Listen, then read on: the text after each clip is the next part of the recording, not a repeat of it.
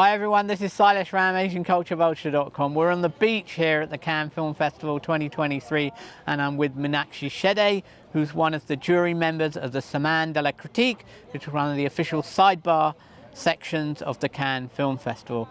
Meenakshi Shedde, welcome to AsianCultureVulture.com. So what was it like walking the red carpet yesterday, the opening film? It was very thrilling because really I was in such distinguished company. We have Audrey Diwan, who is president of our jury, the Critics Week. And she's this very accomplished filmmaker whose film, The Happening, actually won the Golden Lion at Venice, right? So it's not so common for a woman filmmaker, first of all, but one who's very accomplished. She got that because her film was really good.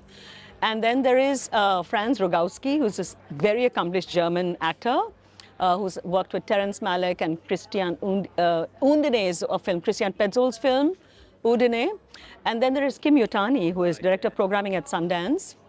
There's Rui Poças, who is a Portuguese cinematographer, very distinguished work, who's worked with Miguel Gomes and stuff. And there's me. So I think there's so much to learn from just being in such exalted company. And it's a very kind of international, kind of global. I think they like to get that because then you get very different perspectives on cinema and people from very diverse disciplines as well, who see films from their own cultural baggage or history or like a lot of them are active practitioners of cinema, whereas I'm the outsider in terms of being a critic. I see, yes, you're the critic. So I have some kind of distance in a way, but they're actually practitioners. They're directors, cinematographer, actor.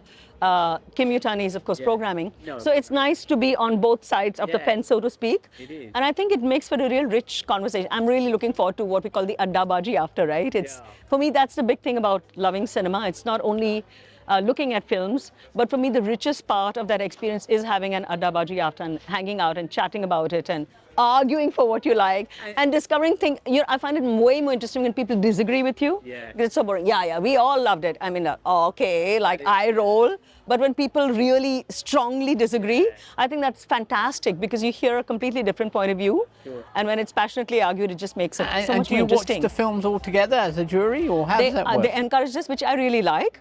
And it's also that it also makes you very conscious because you're seeing films in the theater with the public. So it's not some private screening and on a link and, on some private hallowed thing, but it's with the public. And I like that energy a lot because I'm a very people person and I like the vibe. I like to get vibes from the audience. I will still make my own choices anyway or decisions, but to get that vibe is I really like it. I find it very, during the pandemic and watching films on your own, you have no collective voice to understand because you're watching it and sometimes with some of them you could even switch off because you're not, but because you're in a cinema with other people, sometimes you're forced to, and then by the end you're actually convinced. I don't know, that's the collective experience of watching. No, that is completely irreplaceable. And I mean, that is the future of cinema because I think it kind of, maybe I imagine that for economic reasons, streamers are the future, etc., etc. But I think they are kind of on a level where the roots are in the collective experience. And I think if that is taken away, I think cinema will be much poorer if it's only streamers. And if you don't have the base of cinema collective experience, yesterday at the opening ceremony, Ruben Austin, who's chairman of the main jury, he was saying, all films are all now about scrolling and, getting bored and just images. And he gave some insane figure about some billions of cameras being operated every year, billions. So you can imagine the amount of images that are being generated, and they'll have no value if you don't have something else that enriches that experience of processing it, right? Because there's images being bombarded from all kinds, from just news, scrolling, social media. So how does one distinguish one image from the next? How does one value one over the other, right?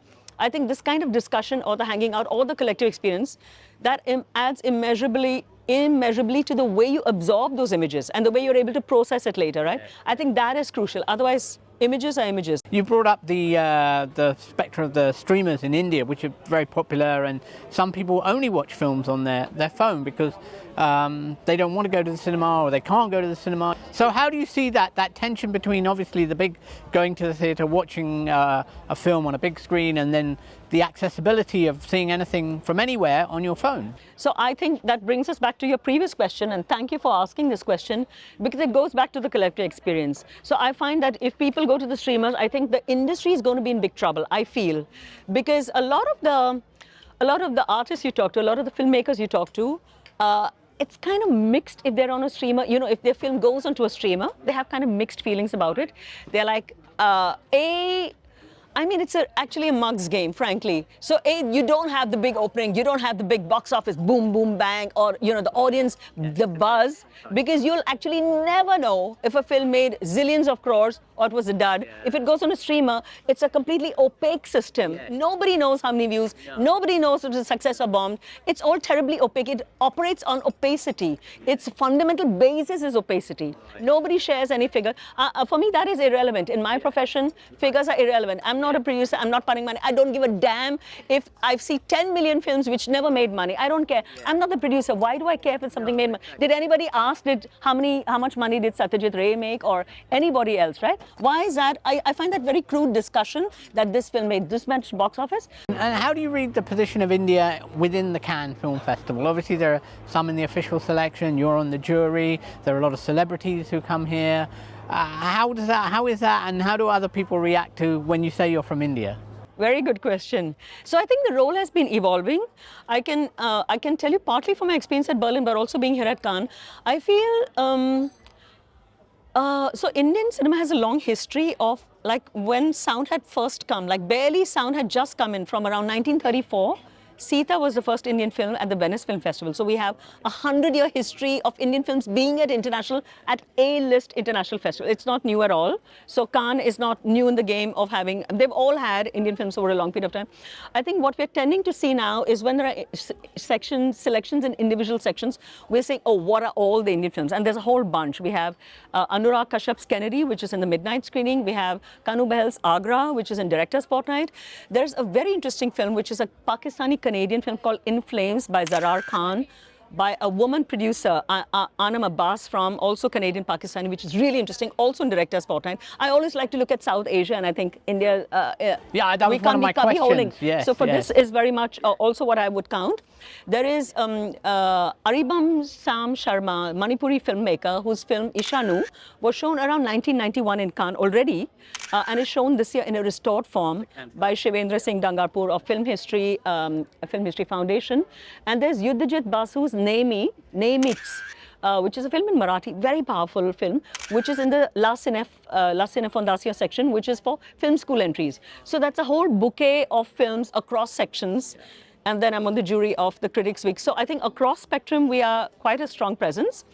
And I think at one level, I have to say, independent cinema relies a lot on the oxygen of film festivals because it's difficult to get released anyway. And then it's getting tougher and tougher with streamers saying, you release first in the cinemas, and if you make money, then we're going to consider if you're going to have. I'm saying, hello, like, where are they supposed to go? If everybody talks the same language, there is going to be no space for independent cinema. So it is more desperate oxygen that festivals have, and some kind of platform where you can actually get some buzz, generate some kind of interest, and then hopefully find a distributor back home or worldwide. So that space is a highly endangered space, I would say. But having said that, I also have to say, at some level, in a very odd way, for independent cinema, this is unquestionably the oxygen, that is very vital oxygen. But the more mainstream cinemas, of which there have been no shortage, a lot of them have also been, like Devdas was at Cannes, and we had actually shown Sanjay Leela Bhansali's. We had two films, but when I joined, so this is about 25 years ago, we had Mani Ratnam's Dil Se with Shah Rukh Khan and Manisha Koirala around 1990, something like this, 1998 or some such. And then we had, right after Sanjay Leela Bhansali's Hum Dil De Chuke Sanam at Berlin, in a midnight screening in the forum section. And I said, hello, hello, hello. Excuse me, how does the world's most mainstream film go into your most experimental section? What's happening? Please explain. Because as a program, I need to know how they're seeing it. And the answer was a great revelation. I have this wonderful former boss and a very dear mentor, Dorothy Benner, who had actually discovered the film via a taxi driver in Colaba when she was hanging out in Bombay. And I had lined up films for her to see. And then she was also looking at what is the stuff going on in theaters. And her taxi driver says, oh, there is this movie and I'm going for that. And she said, oh, will you take me? Because can you explain little bits? And so she said, I'll buy both our tickets. And he took her and she discovered this film and found she really loved it. But what's interesting to me is that it programmed in the experimental section.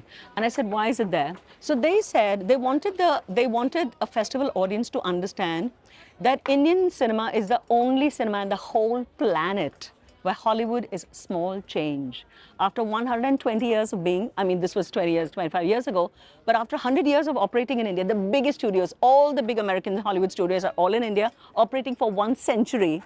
Their marketing budgets are much bigger than the entire budget of the biggest Bollywood films. Their big stars, Tom Cruise, George Clooney, nobody in India can compete with that. And after everything, and they have films released in English, dubbed in Hindi, Tamil, Telugu, 4 languages. And after all of this, they are not even 10% of the Indian market. No country in the world has this reputation, and this is without control. So there is no government protectionism of Indian films. Guys, come and do what you like in this country.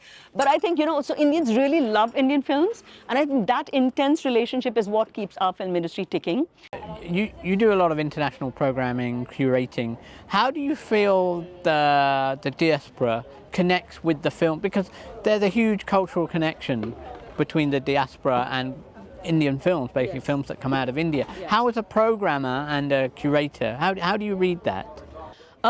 Essentially, the volume is so insanely high in India.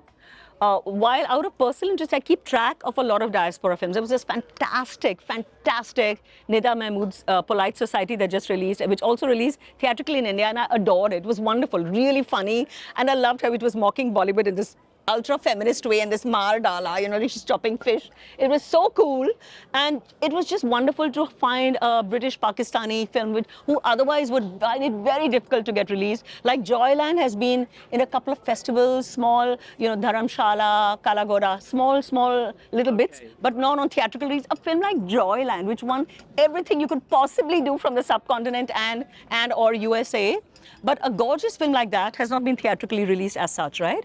So I find that connection getting deeper and deeper over the years. I've always kept track of South Asian diaspora films out of my own personal interest, because I've always, since I worked with Berlinale, I've always been interested in South Asia and not India alone.